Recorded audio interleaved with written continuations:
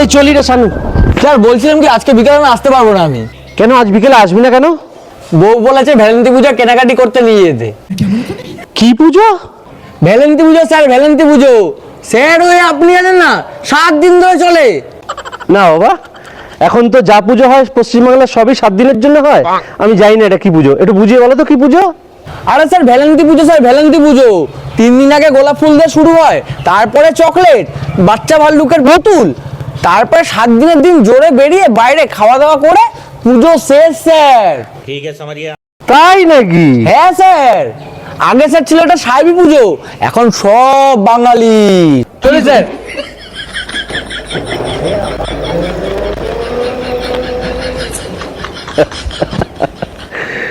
ভ্যালেন্টি পুজো, সত্যি সব পুজোই এখন বাঙালির। राजा जी के करे